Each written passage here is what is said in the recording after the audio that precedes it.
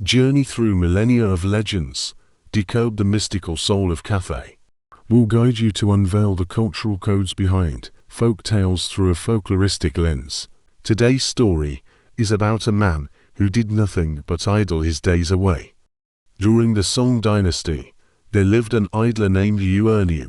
From childhood, he disliked work. His favorite saying was, "Is it really worth working ourselves to the bone every day, just for a bite to eat?" Every morning, as dawn barely broke, the sound of neighbors hoeing fields could already be heard. Yet Liu Erniu slept until the sun was high in the sky. Once up, he'd lean against the crooked tree by his gate, watching his neighbors hard at work.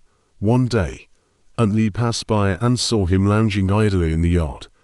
She couldn't help advising him, "Take advantage of the warm weather, plow your field.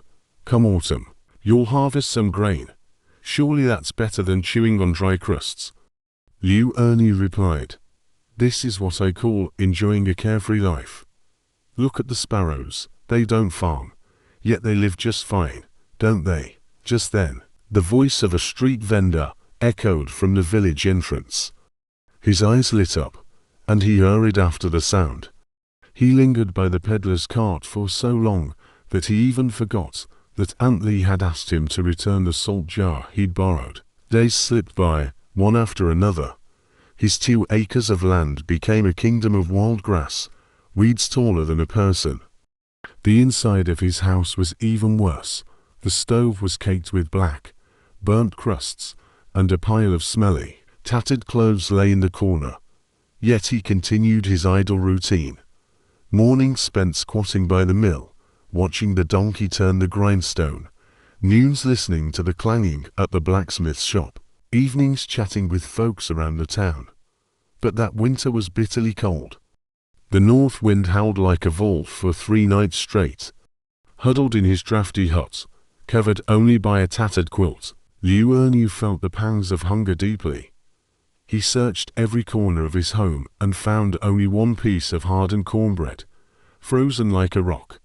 He thought of borrowing food, but who in the village didn't know his reputation? Swallowing his pride, he knocked on Aunt Li's door.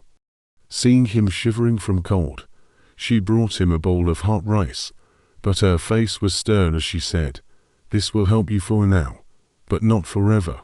If you don't work, you won't eat." Yet when spring arrived and the snow melted, he spent 2 days basking in the sun in his yard, and whatever regret he had felt soon vanished without a trace. It wasn't until a heavy storm collapsed the wall of his hut that he stood in the rain, clutching his bedroll, and finally realized, apart from his own worn-out bones, he had nothing to his name. This story reminds us, those who only seek an easy life and refuse to work will find their situation growing worse by the day. A stable life is built through solid, hard work. If you expect to harvest without sowing, in the end, you'll be left with nothing at all.